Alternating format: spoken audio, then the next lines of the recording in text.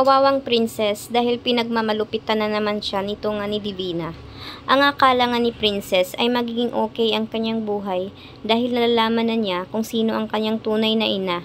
Subalit nagkakamali siya dahil ang totoo niyan ay mas lalo umanong lalala ang kanyang sitwasyon at pahihirapan nga siya nito, lalong-lalo na nalaman nga nito ni Divina na ang tunay pala na magulang nito ni Princess ay ito nga palang si Charlene at si Raymond. Kaya galit na galit nga ito, kaya't sinasaktan nga niya ito at ginawa nga niyang katulong.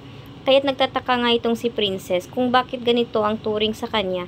Kaya naman maiisipan nga ng dalaga na aalis na lang ito doon nga sa bahay ni Divina at mas mabuti umanong uuwi na lang ito.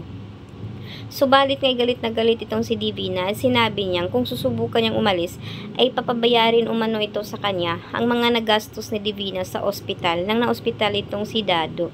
Kaya naman walang magawa naman itong si Princess, kaya nanatili pa rin siya sa bahay nitong ang bruhang si Divina. Dahil na nga rin ay wala rin siyang matatakbuhan.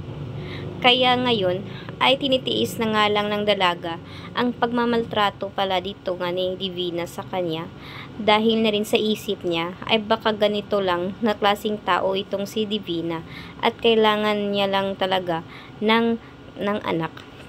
Kaya sa ngayon nga ay hindi pa rin kampante nga itong si Charlene kung totoo nga ba talagang anak ni Divina itong si Princess dahil nalaman rin ito na pinagmamalupitan nga niya ang bata. Kaya naman ay sinabi nga niya kay Princess na mabuti siguro na ipa-DNA test sila upang malaman kung si Divina nga ba